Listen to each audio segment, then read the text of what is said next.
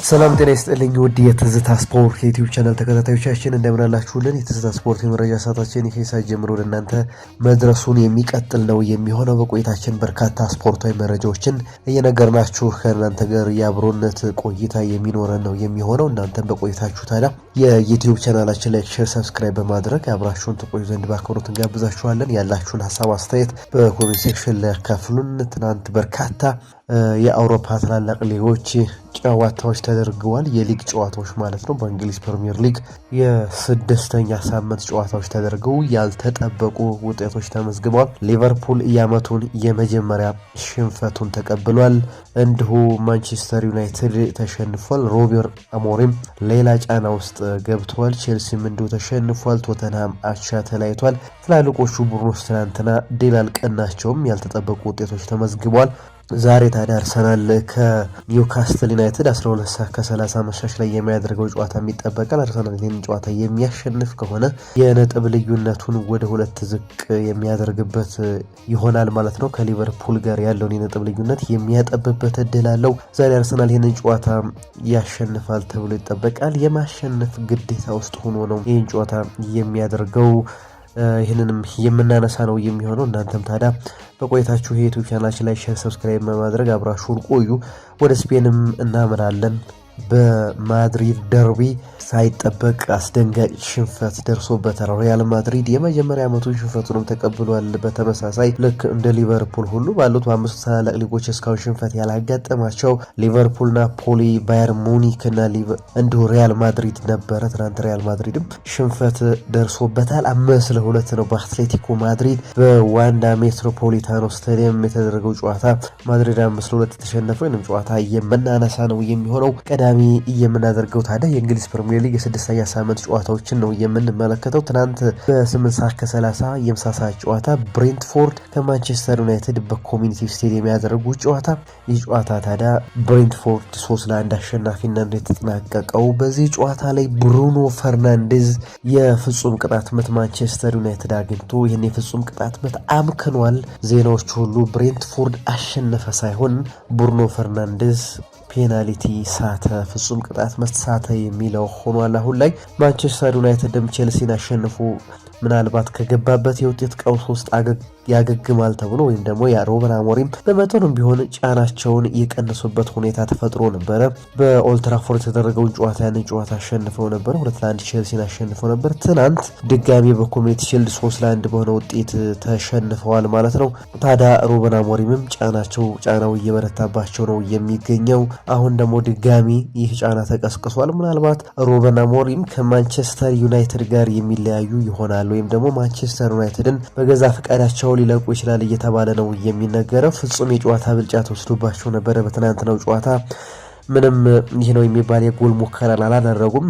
በጎ የሚባለው ነገር ለማንቸስተር ዩናይትድ አዲሱ የማንቸስተር ዩናይትድ አጥቂው ፈራሚያቸው ቤንጃሚን ሼሽኮ ከረጅም ጊዜያት በኋላ ከግብ ጋር ተገናኝቷል። እንደውም ደግሞ በእንግሊዝ ፕሪሚየር ሊግ የመጀመሪያውን የዓመቱን ግብ አስቆጥሯል። ይህ ለቤንጃሚን ሴስኮ ጥሩ የሚባለው አጋጣሚ ነው ከትናንትናው ጨዋታ። ሌላው ግን በሁሉም ረገድ የፈራረሰው ማንቸስተር ዩናይትድ ነው የተመለከትነው። ምንም ቅርጽ የሌለው፣ የማጥቃት ቅርጽ የሌለው፣ የመከላከል ቅርጽ የሌለው በሁሉም ዲፓርትመንቶች ሁሉ ብሬንትፎርድ በማንቸስተር ዩናይትድ የበላይነትን የወሰዱበትን ጨዋታ ነበረ የተመለከትነው። ለሁሉም ማንቸስተር ዩናይትድ አሁንም 14ኛ ደረጃ ላይ ተቀምጧል።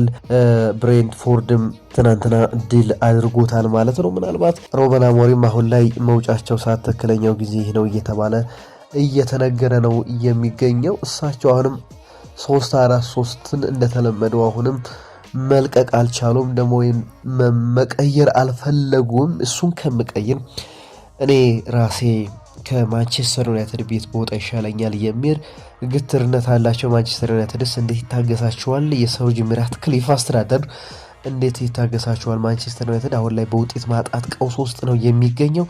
ያንን ይታገሳቸዋል ወይ የሚለው በእጅጉ የሚጠበቅ ነው። ዋናው መነጋገሪያ ርዕሰ ጉዳይ ይሄኛው ነበረ። በትናንትናው ጨዋታ ላይ ማንቸስተር ዩናይትድ መሸነፉን ተከትሎ አሁንም ቡድኑ ሌላ ቀውስ ውስጥ ገብቷል። ሮበን አሞሪምም ጫና ውስጥ እንዳሉ እየተነገረ ነው የሚገኘው። ከጨዋታው በኋላ ሮበን አሞሪም ሁሌም ጫናዎች አሉ፣ ፕሬዠሮች ይቀጥላሉ የሚል ሀሳባቸውን ሰጥተዋል። ነገር ግን በዚህ ዓመት ጭንቀትና ፍርሃት የለም፣ ምክንያቱም አስደሳች ዓመት ስለምናሳልፍ ሲል ተናግሯል። ከጨዋታው በኋላ ምን አይነት አስደሳች ዓመት እንደሚያሳልፉ አይታወቅም። ሩበን አሞሪም በሚሰጧቸው ጋዜጣዊ መግለጫ ሁሌ አነጋጋሪ የሆኑ ነው የሚገኙት። በሚሰጧቸው ፕሬስ ኮንፈረንሶች ላይ አወዛጋቢ ንግግር ነው እየተናገሩ ያሉት። ሚዲያ ላይ ያላቸው አቋም እጅጉ የሚደንቅ ነው። የሚናገሩትና ሜዳ ላይ ያለው ነገር ፈጽሞ የሚለያይ ነገር ነው። አሁንም ጭንቀት የሚባል የለም የሚል ሀሳባቸውን ሰጥተዋል። እሳቸው በግልጽ ጭንቀት የለም ብሎ አይናገሩት እንጂ በቡድኑ ላይ ግን በግልጽ ጭንቀት እንዳለ በደንብ እየተነገረ ነው ያለው ወይም ደግሞ እየታየ ነው ያለው። ቡድኑ በሜዳ ላይ እንቅስቃሴ ተስፋ ሰጪ የሚባል እንቅስቃሴን እያደረገ አይደለም፣ ጎሎቹን እያስቆጠረ አይደለም፣ ማሸነፍ አልቻለም። ይህ ሁሉ ባለበት ሁኔታ ሩበን አሞሪም ጭንቀት ውስጥ አይደለም ብሎ ማሰብ በራሱ የዋህነት ነው ብሎ ማሰብ ይሻላል ማለት ነው። ሌላኛው ጨዋታ ምሽት 11 ሰዓት ላይ ቼልሲ ከብራይተን በብራይተን 3-1 ተሸንፏል። ሊቨርፑል እንዲሁ ክሪስታል ፓላስ አሁንም ሊቨርፑል ክሪስታል ፓላስ ማሸነፍ አልቻለም። በኮሚኒቲ ሺልድ ጨዋታ ተሸንፏል። ኤፍኤ ካፕ አሸንፎታል።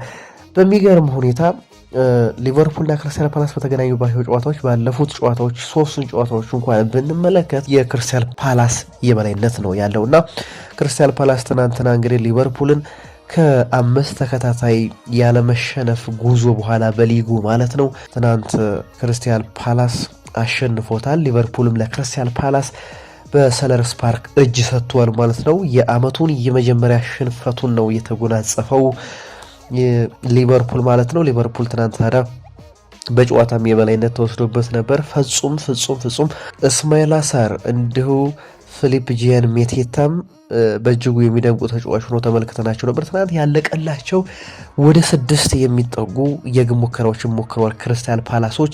በትናንትናው ጨዋታ ላይ በሊቨርፑል በኩል አዲሱ ፈራሚ አሌክሳንደር አይዛክ በፕሪሚየር ሊጉ የመጀመሪያ ቋሚ 11 ውስጥ ሆኖ ነው የጀመረው። ነገር ግን አሁንም አሌክሳንደር አይዛክ የጨዋታ ጊዜ እንደሚፈልግ በአካል ብቃቱ ብቁ ያልሆነ ተጫዋች እንደሆነ ተመልክተነዋል። አሁንም ወደ ማች ፊትነስ ለመምጣት ጊዜ እንደሚያስፈልገው በደንብ ተመልክተናል።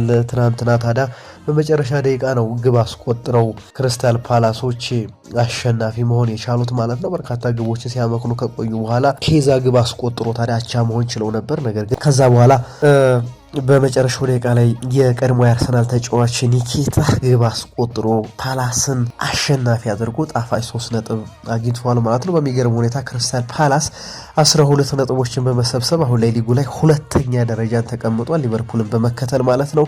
ይህ ለክሪስታል ፓላስ ትናንት አስደናቂ ምሽትን ነበረ ያሳለፉት። ሌላኛው ቼልሲ ነው። ቼልሲ በተከታታይ እየተሸነፈ ነው የሚገኘው። ቼልሲ 3-1 በብራይተን ኤንድ ሆቭ አልቢዮን በሜዳው ተሸንፏል ማለት ነው። ትናንት በቀይ ካርድ ቻሎባህን በ53ኛው ደቂቃ ነው ያጡት። ከዛ በኋላ ነገሮች ተቀይረው ቼልሲ እየመራ ነበረ።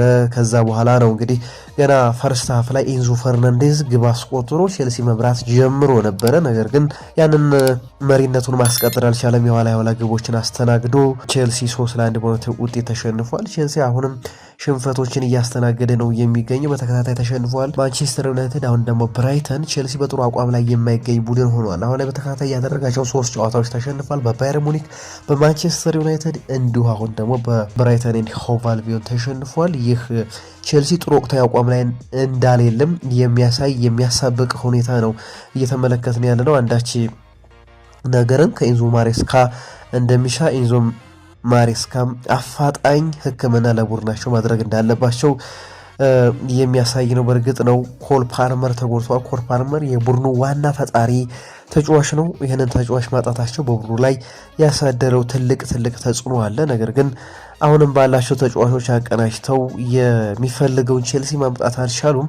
ለሁሉም ትናንት ትልልቆቹ ቡድኖች 3ቱም ቡድኖች ተሸንፈዋል። ቼልሲ፣ ማንቸስተር ዩናይትድ፣ ሊቨርፑል።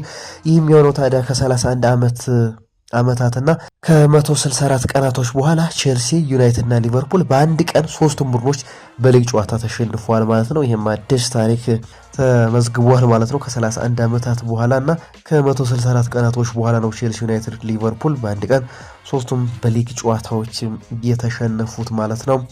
ይህም ታዲያ በእጅጉ የሚገርም ሆኗል። ትናንት የትላልቆቹ ቡድኖች ቀን አልነበረም። ከዛ ይልቅ ግን የትናንሾቹ ቡድኖች ቀን ነው ብሎ ማንሳት ይቻላል። ዛሬ አርሰናል ኒውካስትልን የሚያስተናግድበት ጨዋታ በእጅጉ የሚጠበቅ ጨዋታ ነው። አርሰናል ይህን ጨዋታ የሚያሸንፍ ከሆነ ነጥቡን ወደ 13 ከፍ በማድረግ የነጥብ ልዩነቱን ከሊቨርፑል ጋር ያለውን ወደ 2 ያጠባል። ይህ በመሆኑ ታዲያ አርሰናል ዛሬ ግዴታ የማሸነፍ ግዴታ ውስጥ ነው ይህን ጨዋታ ያደርጋል። አርሰናል ይህን ጨዋታ ካሸነፈ ነጥቡን 13 አድርጎ ወደ ሁለተኛነት ከፍ የሚል ነው የሚሆነው ማለት ነው። ይህ ለአርሰናል በእጅጉ ጥሩ የሚባል አጋጣሚ ነው። ሌላኛው ማንቸስተር ሲቲ ትናንት 5-1 በሆነ ውጤት አሸንፏል። ነጥቡን 10 አድርሷል። አሁንም ማንቸስተር ሲቲ ድምፁን አጥፍቶ ወደ ላይ እየመጣ ነው የሚገኙ መንገራገጮች ያሉበት የፔፕ ጋርዲዮላ ቡድን ነገር ግን አሁን ላይ በባለፉት 2-3 ጨዋታዎች ላይ እየተመለከተ ነው ያለው የፔፕ ጋርዲዮላ ቡድን ግን የ2023-24ቱ የፔፕ ጋርዲዮላ ቡድን ይመስላል። በርካታ ጎሎችን የሚያስቆጥር ቡድን እንዲሁም ደግሞ እንደተለመደው በኳስ ቁጥሩ ከፍተኛ ብልጫን ይዞ የሚያሸንፍ ቡድን እየተመለከተ ነው። ለሁሉም ዛሬ ምሽት 12:30 ላይ አርሰናል ከኒውካስትል የሚያደርጉ ጨዋታ በእጅጉ ተጠባቂ ጨዋታ ነው። ይህን ጨዋታ አርሰናል ማሸነፍ የግድ ይለዋል። በዚህ ጨዋታ ላይ ዊሊያም ሳሊባ ወደ ቋሚ 11 ይገባል ተብሎ ይጠበቃል። አሁንም የቡካዮ ሳካን ግልጋሎት የማያገኝ ነው የሚሆነው። እንዲሁም ደግሞ ኑኖ ማጁኬ በጉዳት የዛሬው ጨዋታ ውጭ እንደሆነ ይታወሳል። በእነዚህ ቦታዎች ኤብሪቼ ኤዜን ዛሬ እንግዲህ በቋሚ 11 አርሰናል ሚኬል አርቴታ ሊጠቀሙ ይችላሉ ተብሎ ይጠበቃል ማለት ነው። አርሰናል ይህን ጨዋታ የግዴታ ማሸነፍ አለበት። ምክንያቱም ተፎካካሪዎቹ ነጥብ ጥለውለታል። ይሄ ለአርሰናል ወርቃማ የሚባል እድል ነው። አርሰናል ይህን ጨዋታ ዛሬ ያሸንፋ ነው የሚለው በእጅጉ የሚጠበቅ ነው የሚሆነው። ወደ ስፔን ላሊጋ እናምራ። ተጠባቂው የማድሪድ ደርቢ ትናንት ተከውኖ ነበረ። በዚህም ጨዋታ ዋንዳ ሜትሮፖሊታኖ ላይ የተደረገው ማድሪድ አስደንጋጭ ሽንፈት ደርሶበታል። በአትሌቲኮ ማድሪድ 5-2 ተሸንፏል። ይህ ያልተጠበቀ ሽንፈት ነው ማድሪድ የደረሰበት፣ አስደንጋጭ የሚባል ሽንፈት ነው። 2-2 ፈርስት ሃፍ ላይ 2-2 መሆን ችለው ነበረ። ሚባፔና አርዳ ጉለል ማድሪድ ግቦችን አስቆጥረዋል። ቀዳሚ የነበሩት አትሌቲኮዎቹ ነበሩ። አትሌቲኮዎች እንግዲህ ትናንት እጅግ አስደናቂ የነበረው ከማንቸስተር ሲቲ ወደ አትሌቲኮ ማድሪድ በክረምት ተጫዋች ዝውውር የተቀላቀለው ጁሊያን አልቫሬዝ የአርጀንቲና ተጫዋች ምን ያክል አስደናቂ ተጫዋች እንደሆነ እየተመለከተ ነው የሚገኘው። ትናንት በእጅጉ አስደናቂ የቅጣት ምት ጎል ከ40 ሜትር ርቀት ላይ ማድሪድ መረብ ላይ ኮርቷ መረብ ላይ ያሳርፏል። በደንብ ገርም ግብ ነው ያስቆጠሩ ትናንትና።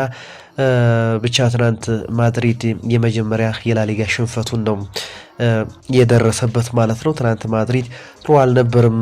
በግብ ማግባቱ ረገድ ተቀዛቅዘው ነው የታዩት። በትናንትናው ጨዋታ ላይ ምባፔ ትናንት ግብ ማስቆጠሩን ተከትሎ በሊጉ ባደረጋቸው ጨዋታዎች ታዲያ 8ኛ የላሊጋ ግቡን አስቆጥሯል። ለምባፔ ዘንድሮ አስደናቂ ውድድር ጊዜን እያሳለፈ ነው የሚገኘው። ዘንድሮ ምባፔ ጥሩ አቋሙ ላይ ነው የሚገኘው። አርዳ ጉለልን በ4 ጨዋታዎች ተሰልፎ 3 አሲስት እና 3 ግቦችን አስቆጥሯል። አርዳ ጉለርም ዘንድሮ የሚደንቅ ጊዜን እያሳለፈ ነው የሚገኘው። በትናንትናው ጨዋታ ታዲያ እንግዲህ ግብ አስቆጥሯል። ማድሪድ ከ6 ተከታታይ የአሸናፊነት ጉዞ በኋላ በከተማ ተቀናቃኙ በደርቢው ነጥብ ጥሏል ወይም ደግሞ እጅ ሰጥቷል ማለት ነው። አሸናፊነቱ ተገቷል። በአትሌቲኮ ማድሪድ አሸናፊነቱ ተገቷል ማለት ነው። ትናንት ታዲያ ማድሪድ 5-2 በሆነ ውጤት ተሸንፏል። በዚህ ጨዋታ ላይ የአትሌቲኮ ማድሪዱ ዲየጎ ሲሞኔ አንድ አስገራሚ አስተያየትን ስለ ጁሊያን አልቫሬዝ ተናግረዋል። ለአትሌቲኮ ማድሪድ ደጋፊዎች፣ አጠቃላይ ኮችንግ ስታፍ እና ሰራተኞች ሁሉ የምነግራቸው ጁሊያን አልቫሬዝን በፍቅር እንዲንከባከቡልኝ እመክራችኋለሁ። እሱም በፍቅር ከተንከባከብ ነው ለዚህ ቡድን ትልቅ ስኬት መቃራት ያበርክቶ ያደርጋል። ዋንጫዎችን እንደሚያመጣም ተስፋ አደርግበታለሁ። እሱ የተለየ ድንቅ ተጫዋች ነው የሚል አድናቆታቸውን ለጁሊያን አልቫሬዝ ለግሰዋል ማለት ነው። ትናንትና ቀደም ብዬ እንዳነሳሁት ቆንጆ የቅጣት ምት ግብ አስቆጥሯል። ለሁሉም ትናንት ትላልቆቹ ተሸንፈዋል ማለት ነው። ናፖሊ አሁን በአሸናፊነቱ በሊጉ በ5ቱም የአውሮፓ ትላልቅ ሊጎች ያልተሸነፈ ነው። ባየር ሙኒክም ያልተሸነፈ ቡድን ነው። ትናንት ግን ሌሎቹ ያልተሸነፉት የነበሩት ሊቨርፑልና ማድሪድ እጅ ሰጥተዋል ማለት ነው። ትናንት እንግዲህ የትላልቆቹ ቀን አልነበረም ብሎ ማንሳት ይቻላል። ውድ አድማጭ ተመልካቾቻችን ለሰዓቱ ያዝናቸው ስፖርታዊ መረጃዎች እነዚህን ይመስላሉ። ያላችሁን ሀሳብ አስተያየት በኮሜንት ሴክሽን ላይ አካፍለን፣ እንዲሁም የዩቲዩብ ቻናላችን ላይክ፣ ሼር፣ ሰብስክራይብ በማድረግ ቤተሰብ ተሆኑን ዘንድ በአክብሮት እንጋብዛችኋለን። ሰናይ ጊዜን ተመኘን።